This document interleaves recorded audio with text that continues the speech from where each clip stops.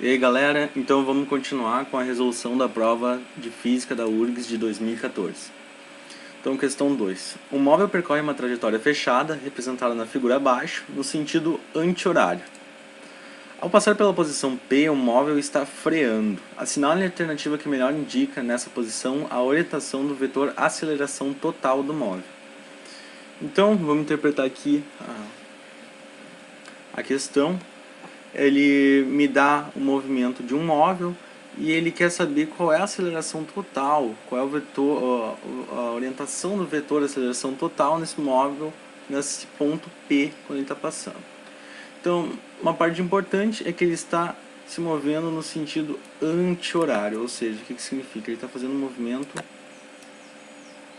nesse sentido assim. Então ele está, no caso, fazendo assim o tempo todo, voltando sempre para essa posição P, dessa forma. Então, se a gente fosse ver onde é que está a velocidade desse móvel, ela estaria exatamente na orientação e sentido aqui desse vetor 1, que é posto pelo próprio problema. Então aqui estaria o vetor velocidade do móvel, ok? Então, antes da gente analisar onde estão essas acelerações, é bom a gente revisar alguns conceitos. São dois conceitos principais, que é a soma de vetores, a regra do paralelogramo. Vamos ver aqui como é que funciona. A regra do paralelogramo, ela faz o quê? Ela te mostra como tu descobrir a orientação do vetor. Então, se eu tenho um vetor A e um vetor B, qual é o valor do vetor R, que seria a soma desses dois vetores? Ou seja, ele me deu o vetor, me deu a direção, o sentido, o módulo, que seria, no caso aqui, o comprimento desse vetor. Aqui é a mesma coisa com o vetor B. Então, o que eu tenho que fazer na regra do paralelogramo? Deixa eu tirar esse A e B aqui para não nos atrapalhar. Eu tenho que pegar cada um desses vetores, okay? Como se eu... Imaginem que vocês pudessem fazer isso que eu estou fazendo agora, copiar e colar, vocês fariam tracejados na hora da prova, obviamente. E plugar aqui o lado oposto, a seta de um, ou seja, seria esse lado aqui, eu plugo a seta do outro, ok? Então com esse aqui eu faço a mesma coisa, certo? E eu tenho isso aqui, eu tenho exatamente um paralelogramo. Tá, e agora? O vetor resultante da soma desses dois vetores aqui, lembrando que esses dois aqui são os vetores originais, ele vai vir daqui desse ponto, onde é a união dos dois vetores pelos pontos opostos à seta, até o ponto onde se unem as setas dos outros dois vetores que eu pluguei, ok?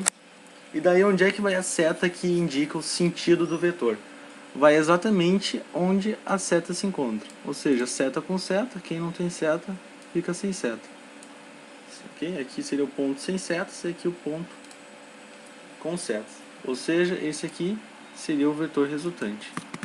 Então a direção dele é essa aqui, esse aqui é o sentido, e o seu módulo seria esse comprimento aqui, ok?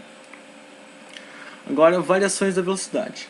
Então a primeira coisa que a gente tem que lembrar é que a velocidade é um vetor. Então sempre que eu quiser mudar esse vetor, ou seja, mudar qualquer uma das características dele, vocês têm que lembrar que um vetor ele é constituído de três partes principais.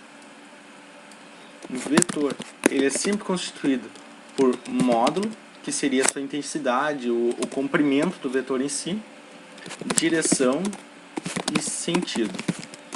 A direção seria sempre a seta, a linha reta que dá a direção, ou seja, isso aqui seria uma direção, isso aqui seria outra direção. E o sentido é sempre essa setinha aqui que a gente coloca, ou seja, ele poderia ter esse sentido, ou seja, vindo daqui para cá, ou o sentido oposto, vindo daqui para cá. Ou seja, sempre que eu quero mudar o módulo, a direção e o sentido, eu tenho que ter um agente externo agindo nesse sistema, que no caso aqui da velocidade seria a aceleração. Ou seja, a aceleração ela pode mudar tanto o módulo quanto a direção ou sentido, pode mudar todos esses fatores, apenas um. Geralmente tu consegue mudar a direção, o módulo e o sentido, depende de cada situação, ok? Então, o que eu fiz aqui? Eu preparei um esqueminha de um movimento curvilíneo de um móvel qualquer. É como se fosse aqui várias fotos do móvel em 3 situações distintas. Ou seja, primeiro ele está subindo aqui, ele passa por esse ponto de pico e depois volta a descer. Esse vetor verdezinho aqui, que eu coloquei, é o vetor velocidade do móvel. Ok? Esse aqui é o vetor velocidade, esse aqui é o vetor velocidade. Digamos que a velocidade dele seja constante, o módulo da velocidade seja constante em toda a trajetória, a aceleração que age sobre ele, ela só serve para mudar a orientação do vetor velocidade, ou seja, para mudar a sua direção e o seu sentido. Ou seja, no caso seria uma aceleração centrípeta, por quê? Porque ela aponta para o centro da curva para mudar a orientação dessa velocidade. Então, aqui no primeiro instante não há aceleração centrípeta, por quê? Porque o móvel está numa linha reta, certo? Então ele está subindo até um ponto mais ou menos aqui, que ele começa a agir, por aqui, que começa a agir uma aceleração centrípeta que muda a sua direção e o seu sentido para ele conseguir fazer essa curva e chegar nesse ponto onde não há mais aceleração centrípeta de novo, porque ele está numa reta. Ok? Então, entendido isso, a gente pode voltar lá para o problema